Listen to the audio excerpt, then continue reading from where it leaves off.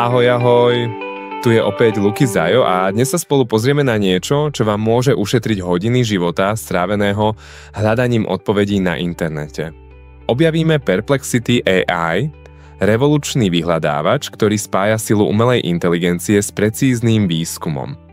Predstavte si, že Google si dal rande s ChatGPT a výsledkom je presne tak, Perplexity.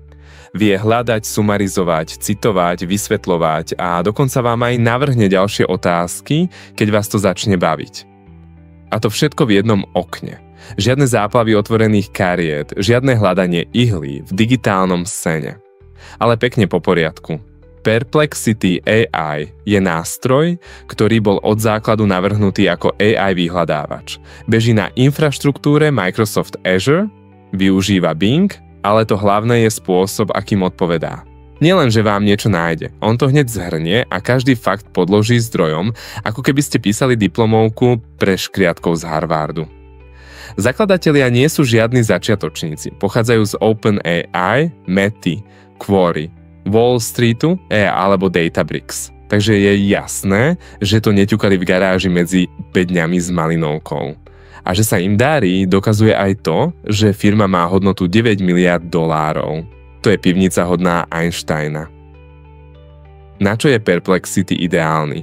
Napríklad, keď robíte výskum, píšete odborný článok, esej, alebo len chcete zistiť, prečo sú plameniaky ružové. Skvele sa hodí, keď potrebujete citácie a chcete vedieť, odkiaľ každá informácia pochádza.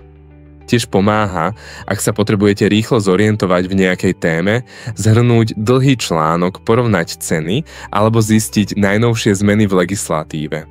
A vie aj analyzovať dokumenty. Stačí nahrať a vychrlí vám to ako skúsený právnik v bleskovom režime. A teraz to podstatné, ako sa Perplexity líši od ChatGPT Search? Predstavte si, že chcete zistiť, prečo padajú akcie Tesly. ChatGPT vám odpovie podľa posledných správ, ktoré som našiel. A znie to ako kamarát pri pive. Ale Perplexity vám povie tu sú 3 hlavné dôvody. S odkazmi na články z Forbesu, Bloombergu a CNBC. Skrátka odborník s poznámkami pod čiarou. Perplexity AI odporúčam použiť, keď potrebujete overiť fakty, pracujete na výskume, školskom projekte alebo sa pripravujete na prezentáciu. Aj vtedy, keď máte málo času a chcete všetko nájsť na jednom mieste alebo potrebujete stručné zhrnutie dlhého textu.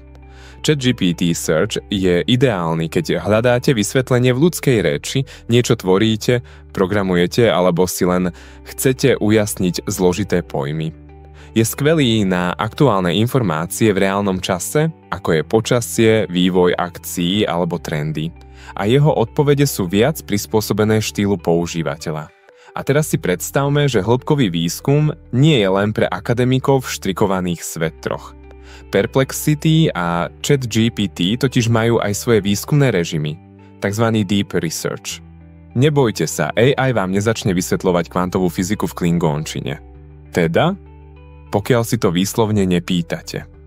ChatGPT Deep Research je ako ten precízny kolega, čo si spraví kávu, otvorí 7 kariet, vytiahne zvýrazňovač a začne kresliť myšlienkové mapy. Otázku rozoberie do detailov, prehľadá množstvo zdrojov, porovná ich, overí a pripraví výstup, ktorý by ste mohli odprezentovať rovno na TED konferencii. Skvelé pre akademické práce, výskumné hypotézy alebo rozlúštenie niečoho, čo vám doteraz pripadalo ako záhada z Marsu. Perplexity Deep Research je rýchly ako blesk. Je to typ, čo počas porady povie sekundu, pozriem sa na to.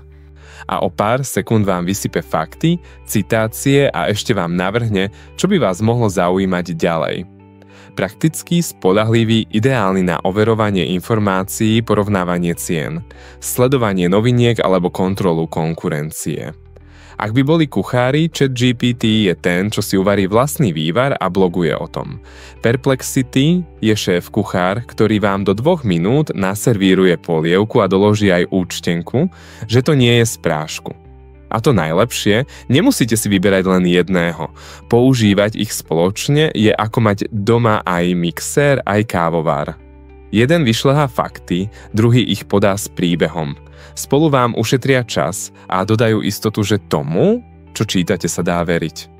Tak čo, vyskúšali ste už Perplexity?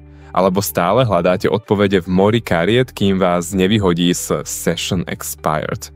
Dajte mi vedieť, čo vám viac vyhovuje. Som Luky Zájo a toto bola ďalšia časť série Objavuj AI. Počujeme sa na budúce. Tak ahoj!